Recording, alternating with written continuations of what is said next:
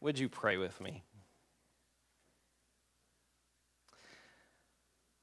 God of all life and creation, we thank you for the many gifts that you give us each and every day. And help us always to remember the gift of Sabbath, a time where we can rest and connect with you. And Lord, help us to do that today as we hear your word again for our lives. And help us, dear God, to live out that word as we hear it and feel it and hear that calling. And now may the words of my mouth and the meditations of all of our hearts be acceptable to you, now and forever, our rock and our Redeemer. Amen.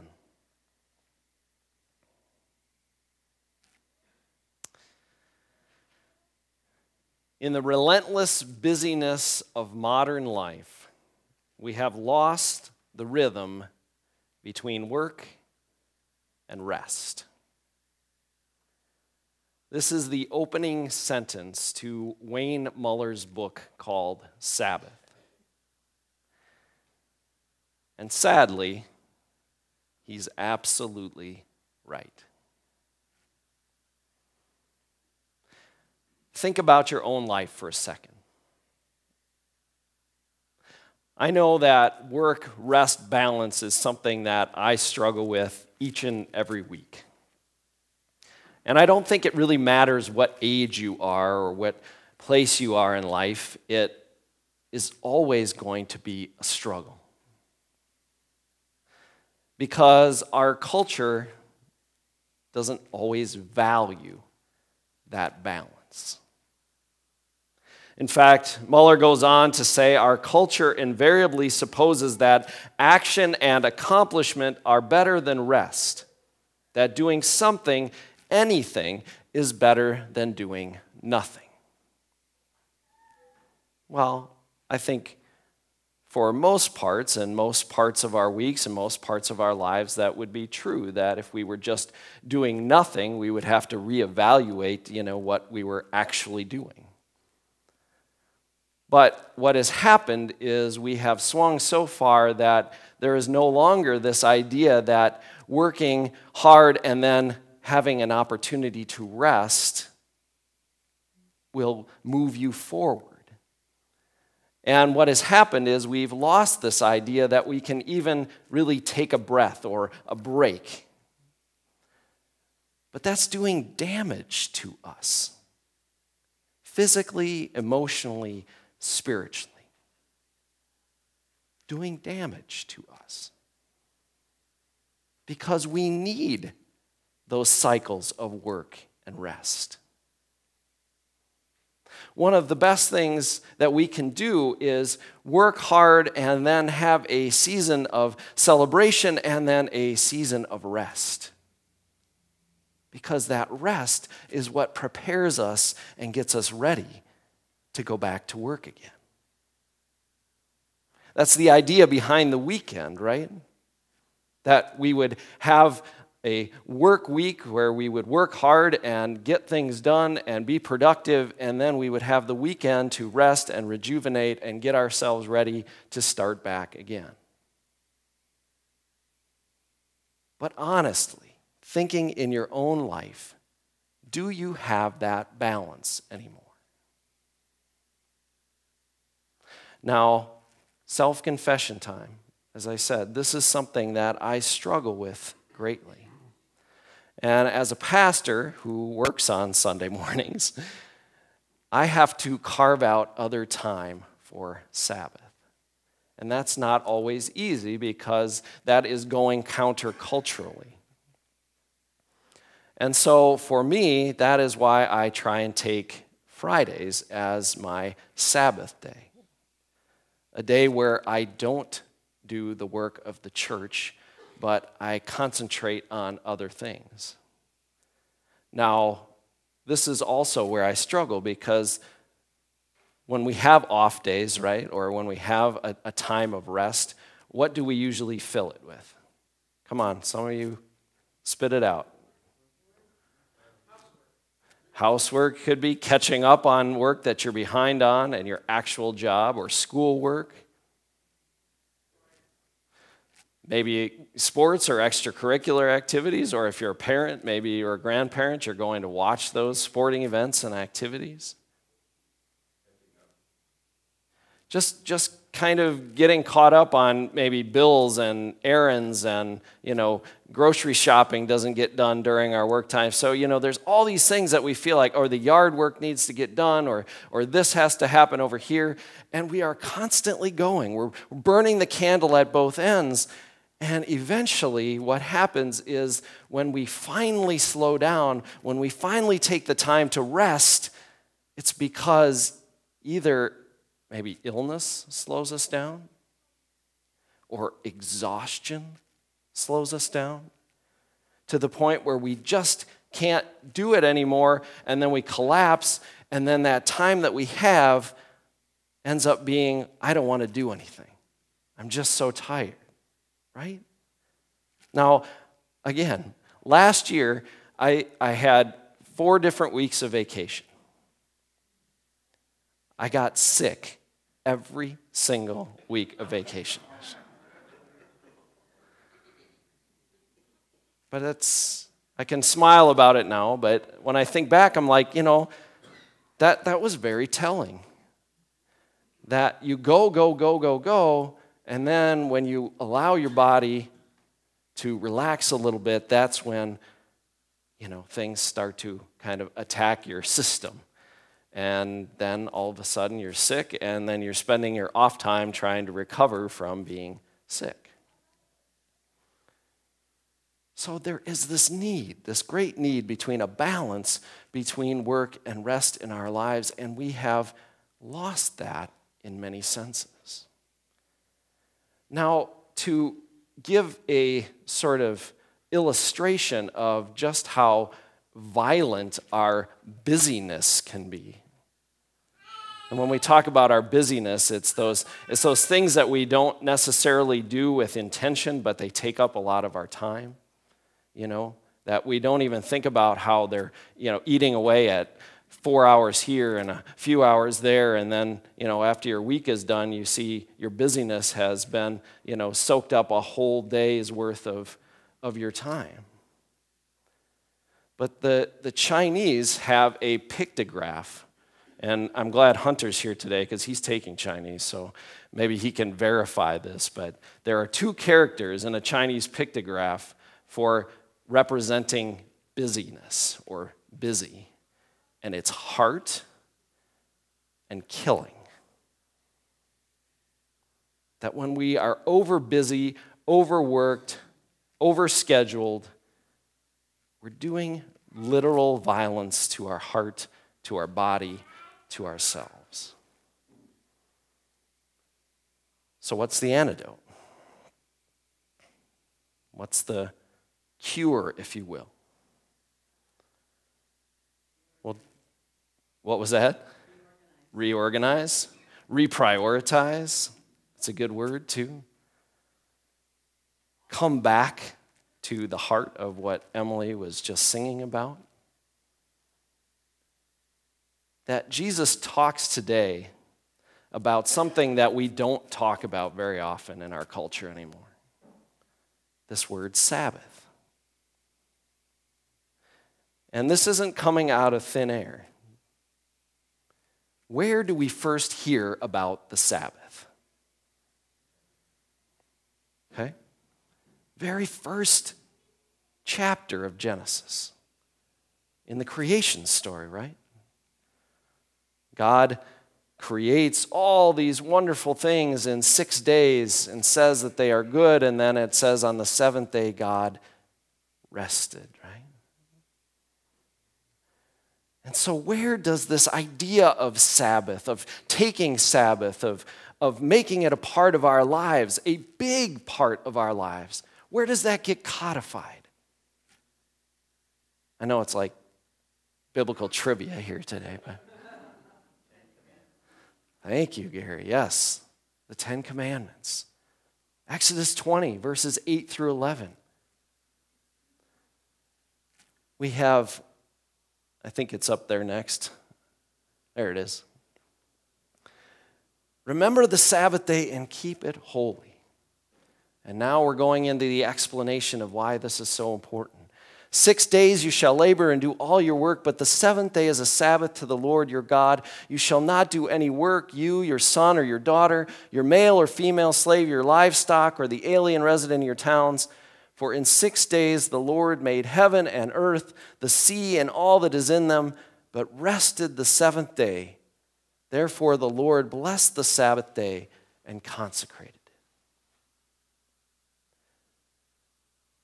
Now, we don't talk about Sabbath very often in our culture today, but yet it's one of the 10 largest commandments that God gave to the Israelites, God gave to Moses.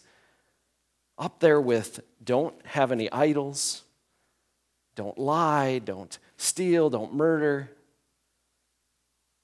All these things that help us live in harmony with one another, in relationship with one another. And yet here we have this law that says, take time to rest. It's as important as any of those other things. That we need to remember the Sabbath and keep it holy. Remember that we need this time because it's going to be a benefit to us and to our relationship with God and with the world. So, now we sort of know that this is important, but what is Sabbath? We don't want to just throw these terms around and not talk about what they mean. Okay? So, Sabbath, in its simplistic form, is just about holy rest. Getting out of our day-to-day, getting out of our everyday, and making this intentional, specific time to reconnect with yourself, with your family and loved ones, with God. That it is meant to be a time of rejuvenation, a time of joy, a time where you get to do something that you love to do, not just filling it with the other stuff that you didn't get done before. Because it's supposed to be life-giving, not taking that away. And Wayne Muller talks about this when he says that Sabbath is more than the absence of work. It is not just a day off when we catch up on television or errands. Sabbath is a way of being in time where we remember who we are, and I add, and whose we are. Remember what we know and taste the gifts of spirit and eternity. Well, that's nice and flowery, and that says a lot, right?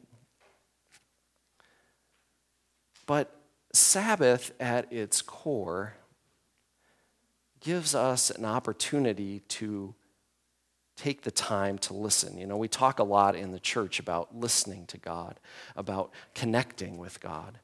And Sabbath time is about doing that. It's about slowing ourselves down enough that we can actually hear from God, hear from our family and friends what they need, hear what our body needs to take care of ourselves so that we don't run ourselves down to the point of getting sick. There's a real importance to what Sabbath can do for us and is meant to do for us.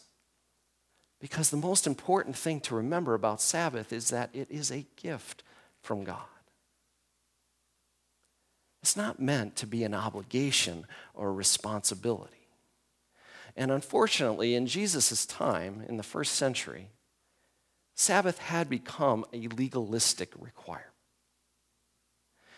So much so that when it came time to talk about the Sabbath, they had gotten it down to where it says, do not do any work. Well, people started interpreting, what does that mean? And the religious elites and leaders started interpreting what that meant. And for them, it got to the point where you couldn't even really do anything because it was seen as work. So all your food had to be prepared ahead of time, because if you cooked on that day, that would be considered work.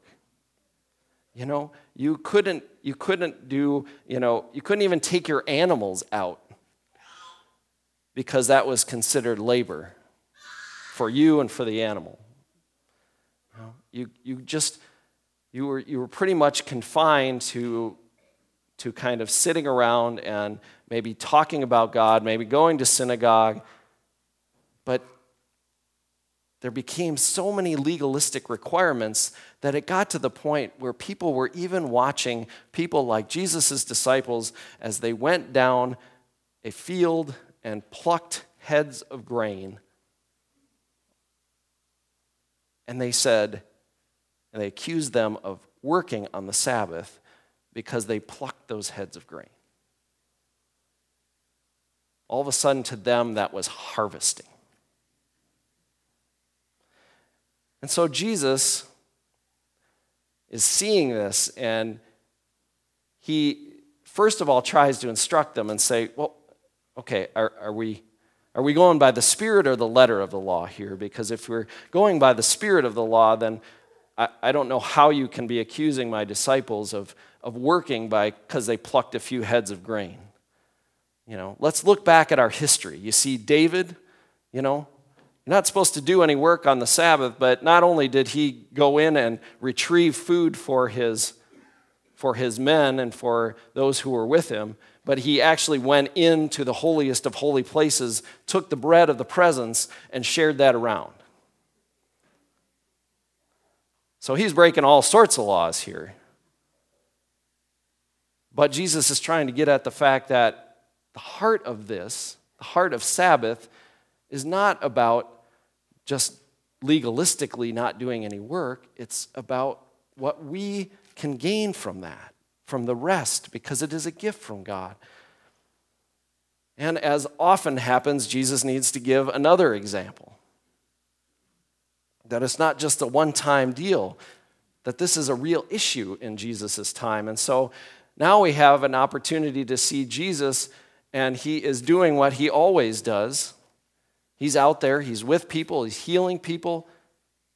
Man comes and has a crippled hand, withered hand, and he asks Jesus to heal him. Now, Jesus, knowing that he's going to be judged if he heals, because that is what?